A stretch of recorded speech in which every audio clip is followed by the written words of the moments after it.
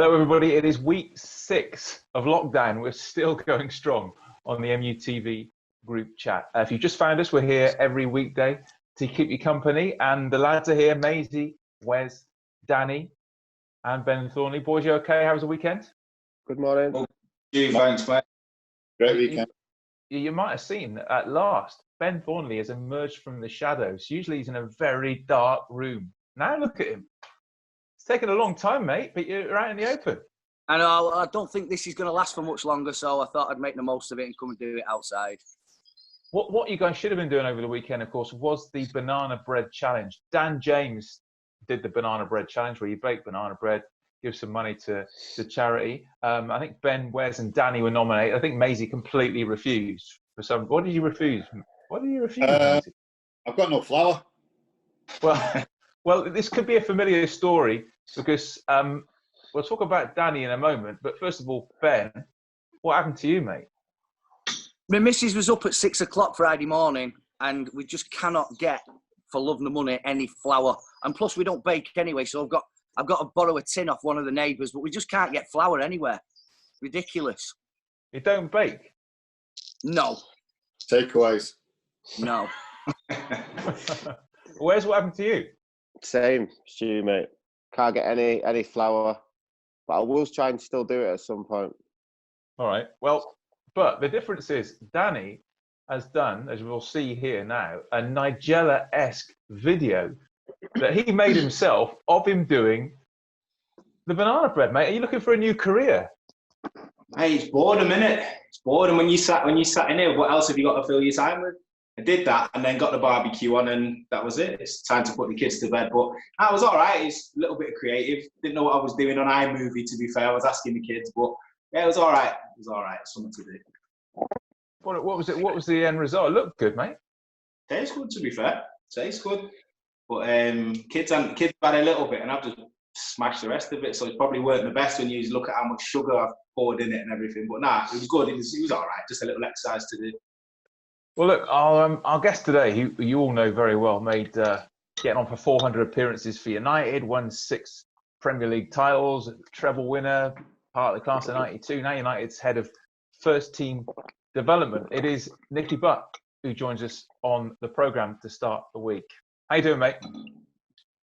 Morning, all. Yeah, I'm good, thank you. Morning, boy.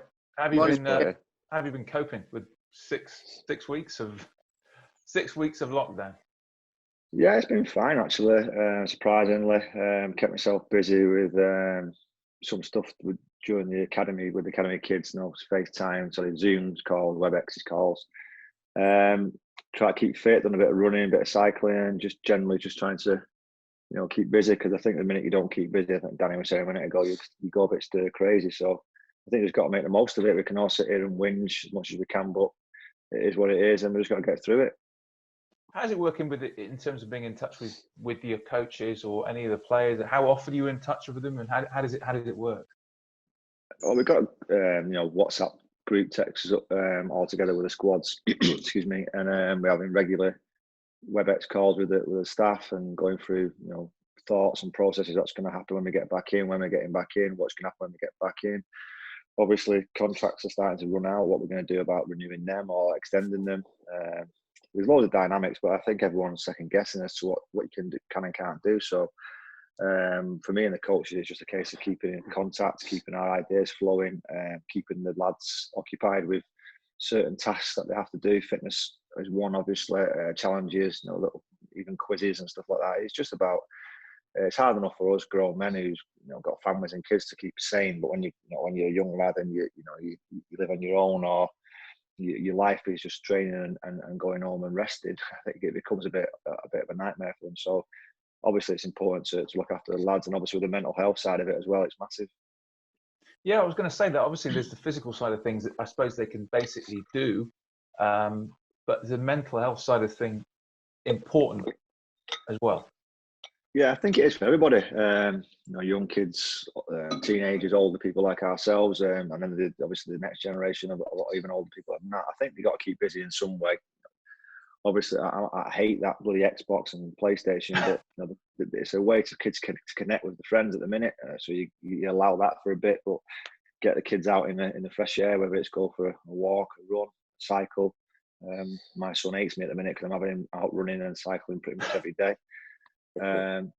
But yeah, there's loads you can do. Obviously, most of us on the screen here have been professional footballers, and the ones that haven't are generally keeping fit anyway. So there's loads of things that you can do. It's just I think it's going back to not getting stuck in four walls and start thinking about all your troubles and all your worries, because as soon as you start doing that, you're going to go downhill. You sort of touched on it there as well, that I suppose this is the sort of time of year where you usually are making some big decisions with players, maybe loans or maybe you might release some or whatever, all these sort of decisions. Are you still making those decisions, but in a slightly different way? I think the decisions are all made. I think they're usually made by around February, March, usually, for release and retention side of it. Obviously, the loans is when it starts now, probably March, April for the July loans, you would say. But you're pretty much lost as to what you're going to do and who's going to be able to take players, who's not going to take players. You just got to keep to your plan and stick to your guns. And if, for instance, 3 or 4 lads have been planned to go out on loan, they've got to go out on loan, but you've got to find the right club for them. You've got to find the right manager, the right way of playing. There's a load of things that you've got to do, which is making it even more difficult in this time. But everyone's in the same boat. Every football team in the world is in the same boat, and trust me, there's a lot more worse off than Man United. It must have been strange as well. Obviously, we saw the lads reach the semi-final of the cup, the Youth Cup. They're supposed to be playing Chelsea, and then it just grinds to a halt. So is it difficult to know how it's going to all resolve itself, or are you just going to have to just look ahead? You hope that they can come to some conclusion with it, because obviously the boys are passionate, and we've all multiply played in it. It's a massive competition for the young kids to have a youth cup and get to semi-final. It all stop is disastrous for everyone that's involved. I'd like to think it'll get sorted out as and when.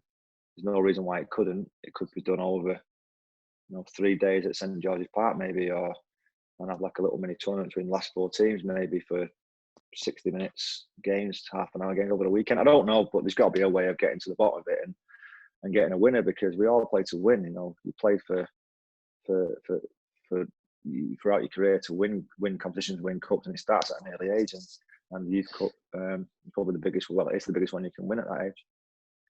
What about the current bunch who obviously have reached that stage of the competition, like Ted Mengi and Mejbri and Shortire and those lads? I mean, what do you think of this current bunch of under 18s who seem to have done pretty well in this campaign?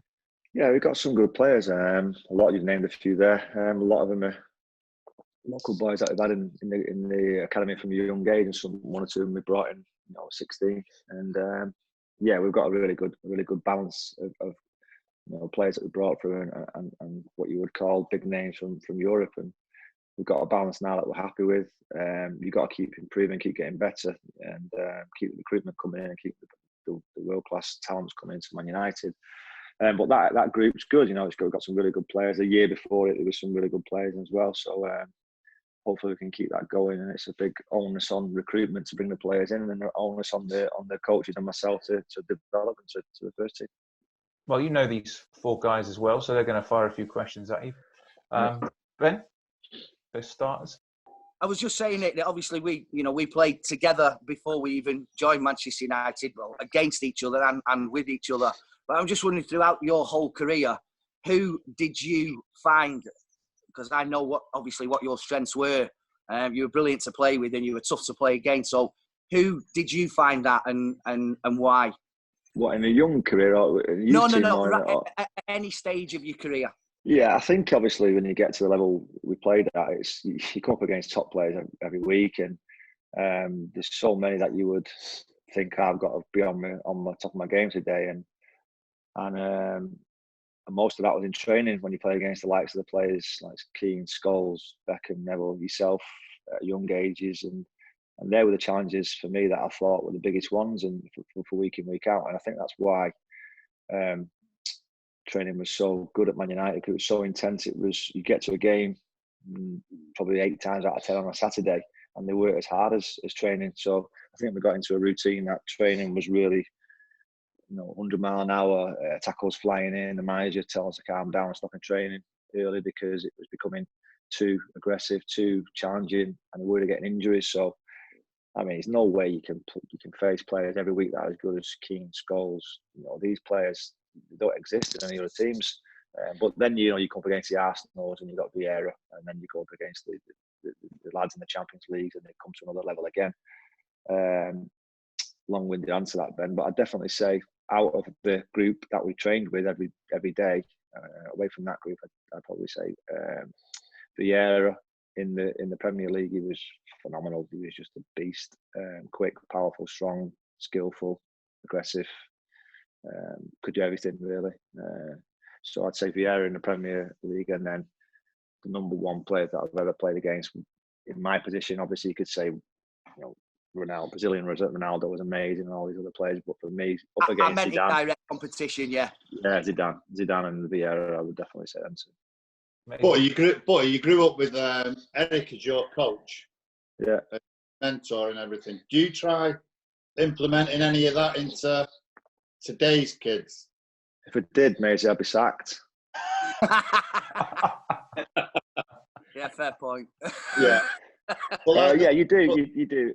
I think you do. I think you know you pick up pieces from everybody. Obviously, mate, you know yourself. Work with some unbelievable coaches. You take a bit of Eric, you take a bit of Kiddo, you take a bit of Nobby Styles, a bit of Jim Ryan. Obviously, you take a lot of Sir Alex Ferguson, but you've got to be yourself and incorporate your own personality. So yeah, Eric was, like you said, was one of my mentors. As a young person, most was on here, trained with him and know him. You definitely take his work ethic, you take his no nonsense approach. But there's things that he did that I wouldn't do. I would filter in a bit of Kiddo into that, because obviously he was more of a big brother to you when you was younger. Could be he's firm, but like a big brother. And then you put a little bit of Jim Ryan in, he was very technical and all about technical side of the game. And then you look at the people like Sir Alex that I worked with, and then when I went to Newcastle, obviously Sir Bobby was an unbelievable, character and man manager. So you try and take little bits from everybody, but you have to be your own person. But we can see like the club's obviously changed the whole mentality. What are the things that Ollie and yourself and Mick Phelan and everyone have done since they've been back in the building? I think it's been. I think it's harsh on Van Gaal and Mourinho and David Moyes to a point, because they didn't come into Man United and go, right, this is it, move it all to one side. I disrespect Man United, we're doing it this way. They didn't. They never did, and it's a myth that they did. Mourinho was brilliant with me. He spoke to me every single day at breakfast and asked about the kids. He did a few meetings with the kids when they were going to Portugal and telling them what to expect and so on. So there's a bit of unfair press for them, their managers, I feel. But one thing about Ollie and Mick and coming into a group with Kieran and Michael, one thing about it is they know the club inside out for many, many years. And remember the day Ollie walked in and into the changing room, so they know it better than anybody. And what they've brought in is a bit of, right, okay, let's get back to normality. Let's get back to what we fundamentally think is right as a club. Forget the football side, just as a club, the whole canteen now reopened again. We're all eating together again. We're all the kids are all into the pool and the gym and the gymnasium together and so on. But you flip the coin, Dan, with that one, and I can understand why some managers close this canteen to themselves, but I can understand why they close the gym to themselves. Because if me and you and Ben and Maisie said, right, all of a sudden, right, let's go and work at Real Madrid, you're going to go in there. You're not going to know anybody. There's that many people stab you in the back in football, as you all know. It's unbelievable. So you're going to an environment you don't know. You're not going to open a door to every Tom, Dick and Harry, because you don't know what these people are. We don't know where they're going. So I understand both sides of the story. Obviously, I prefer the way it is now. I prefer the way it was when we was there. But that's because we know everybody. We trust people. You trust the canteen staff. You trust the cleaning staff, because you've known them since you were 15, 16. So we can look at it from in a bubble and go, these managers come in here and they do this and they do that, and it's shocking. I don't think it is, because you've got to put yourself in their position. If you went out to a club you didn't know, and we all went and played at other places, it's totally different. So what Ollie and Mick bring now is the comfort that we can be ourselves, and we can be open around the building, and we can be engaging with every single person in the building. And then on the football pitch, they want to get back to winning ways with in the right style, which is attacking, fast flowing, introducing young academy players into the team, and get back to winning ways. Hiya, buddy, mate. Mine's a little bit different. What do you do with the social media? Do you learn them about it? Because obviously it's a bit different to when we grew up. How can you? I haven't got a clue about social media. I've just took me about 2 hours to get on this call, to be honest with you. So what do the kids do? Do they have any lessons on it? Yeah, they do. We've got the play. You know, you've been in training ground quite a bit. Wes, we have that player care system that's been put together now that incorporates the social media, it incorporates all the stuff they should and shouldn't do. They get told, you know, what they can post, what they can't post, at what age they can, all that things. Obviously, rules get broken as young people and people in general, you know, push the boundaries a little bit. But yeah, you like to think that they make a mistake and then they make another one, and then they won't make a third one, because the thing with social media, I'm not on it, but you are. I think most of you are. It's you put it out there, and you ain't getting rid of it. You're just not going to get rid of it. So you can make a mistake in normal life, and you can just pass it off as, you know, it was a mistake. I didn't say it, or I didn't mean it that way. But once you do it on there, you're dead. And I think a few of our lads have found that out. So yeah, we definitely do that. They have like introductions into it, what to expect. You know, if you're going to tournaments, don't text where you are, don't text who you're rooming with, don't be texting. Sorry, whatever it's called. What is it called? Yeah. Whatever it's called. Tweet. Don't be sending tweets. That's it. Don't be sending tweets about where you are and what you're doing. It's just fundamental rules about what to do in it. And yeah, it's a different world to when we grew up, Wes, but it was only like when we'd have rules about where to go, where not to go, you know, when to go, when not to go out, you know, what to drive, what not to drive, where, things like that. It just evolves. And in another 20 years, we'll all be sat here. Hopefully, we'll be in lockdown again, but we'll be sat here talking about a total different problem that we've got. And I remember us coming through, and then we used lot Wes. I remember people like Robbo and Steve Bruce, and they're all talking about how different it is for us, and how it must be so hard for us to be going into Manchester. It's about 8 bars in Manchester at the time. It was hard. So now it's a lot bigger, and again in 10 years it'll be even bigger. So you just got to keep them on the toes and let them make the mistakes, but, you know, shut them down when they do. Yeah. Okay. Nicky, you spoke about the pathway into the first team for young players. I wonder you can see that Brandon and, of course, Mason have absolutely grasped that this season. What do you make of their progress and you know, the quality that they have? Yeah, I think it's our job to make young men who can cope in the first team, because when you get into the first team, I don't think it's all purely about talent. You know, talent will get you so far in a club, but when you get into the first team, it's more about your character and how you can cope with making mistakes. And because everyone can cope when it's going well. It's the easiest thing on the planet to go on a football pitch and do well and cope then. I think the hard part is if you're giving the ball away, or you're having a bad 5 or 10 minute spell and there's 75,000 there and you're getting beat 1-0 and it's not going bad. But that's the kind of thing. So we put a big emphasis on building characters, and the lads you spoke about there, they've got massive characters. Brandon, you know, he's huge character and a very good footballer. But if you was all being honest and put a tick box together, his most ticks will be in his characteristic box. It wouldn't be about how great his left foot is, or his crossing, it'd be about his drive, his determination, and his character. So we put a massive emphasis on that, and if we can do that, and then they bring out the natural talent that gets them to Man United, then that's massive. Because I think we always say every player that's in the academy from a young age has to be talented. They don't get through that barrier at the gates. They get through the barrier at the gates because they've got a bit of talent, they've got a bit of something there. And then when they get into United, you know, they're young now, but nowadays it's 10, 11, 12, 13. You know, you evolve that talent and you learn and you get coached by all the great coaches in the academy. But first and foremost, if you've got to have character to stay in there, if you stay in that building for 5, 10, 15 years, you've got to have an unbelievable character and mentality. Otherwise, you're going to die. How important is it as well that is it difficult for players to keep their feet on the ground, like when they break into the first team? Like you mentioned, Brandon Errol Mason, who's got 12 goals, and people obviously notice that. How much work goes into making sure these lads are? I think all the work's that. I think that work is just the last bit of it. If I'm honest with you, the work's put in from 10, 11, 12, 13, 14, right the way up from our academy lads, because you take them away on tours at young ages. It's not just about football. It's about being away from parents. It's about being respectful in a different environment, about respecting other cultures. And and so on. And I think when you get to make your debut, you should be a pretty much a sound person. You're going to make mistakes. Listen, everyone on this bloody screen has made loads of mistakes, and you're going to do that. But when they get there and they do well, keeping the feet on the ground is the job of the peers, the players they're playing with, the coaches, obviously the parents, and you hope that together as a team you can draw that kid back in if he starts getting a bit carried away with himself. But we're fortunate that they don't, not in front of us all anyway. They might do out with their own mates at home and get a bit carried away at first, but who doesn't at 17, 18 playing for Man United? I defy anyone to say you make your debut at United and you get put in the paper at 16, 17 and 18 and not get a little bit carried away. Every single one does. You do, it's natural, but you've got to realise that you're not a player at this club until you've played 50 games, I don't believe. Something we ask everyone who comes on, Nicky, is what was Maisie like in the dressing room?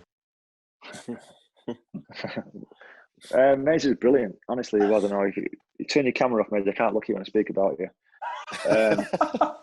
Maisie was great when he come in. He first come in, and I remember him coming in. What year was it again, mate? I can't remember. 90 what, mate? 94. 94, 95. Unbelievable. I remember Maisie coming in at the Cliff, and he had like I think it was a maroon or a red Mercedes. I can't remember. Was it maroon or red Mercedes? Really nice kid. Glad comes in, and obviously a bit older than me, and you're thinking, it's a big signing from Blackburn. No, he's like an old man. He doesn't speak to you very much. He drives an old Mercedes, not an old brand new Mercedes, but you think he's really, really sensible and really good guy. I'm going to learn a lot from him. And then I spoke to Alan Shearer, and he said, "How mad's that Maisie?" And I went, "What are you on about?" He went, "Oh, he's wild, Maisie. He's a great lad. He's mad." I'm like, "He can't say a word for about 6 or 7 weeks." And then all of a sudden we had a bit of a do together, and the real Maisie come out. And ever since then, he was part of the club. And I think changing rooms, that makes changing rooms. You know, you've got to have character. You've got to have leaders on the pitch, leaders off the pitch. You've got to have character. You've got to have people that bring you together. And Maisie was all of that. I'm fortunate in his early days after a couple of years of his injuries he had, but amazing player for us, and the character that he brought to changing room was massive. This could be a tricky one as well. But did he ever? He is good at pranks. Did he ever prank you? I'm sure he did, but I can't think of actually one standout one of the prank. But it was just it was a ruthless changing rooms that we had, and I think that was why we were so successful. You had everybody that was having their own little pranks with each other. There was never really a clique. Obviously, a little cliques here and there, but we was all together. And the biggest thing I remember when I was a kid was when we used to all go out together. If we didn't have a game in the week, we'd go out, and every single one would turn up. You know, you'd have all the first team players, and you're looking over your shoulder, and the people you'd have on your post on your wall 3 years earlier were out having a bite to eat or a drink or going go-karting together, and then you have the younger lads coming in, and it was an amazing at the time, and you just feel so fortunate to be in football with them group of lads, and yeah, it was a good time. Well, listen, mate, thank you so much for joining us this morning. I really enjoyed that. Thank you so much for taking your time. All the best, mate. Thank you. Thanks a lot. See you later, buddy, mate. Cheers, boys. Cheers. Cheers. Take care. Okay, something I should have done actually at the start was just react to Friday's show where Quinton was on it and actually bought the house down with his story about the marathon. Lots of reaction to that from YouTube. So we just give you what people had to say. They said, "Quinton is so funny, can't stop laughing. Thanks, guys. This one, the whole marathon story was gold." This is from Alan. The bit where he said, "I saw my ancestors" was fantastic. Quinton is a naturally funny guy. Couldn't stop laughing. My wife must think I'm going mad in this lockdown. This was a great episode. Thanks, guys. This one is Ben, Clayton Blackmore's love child. Oh.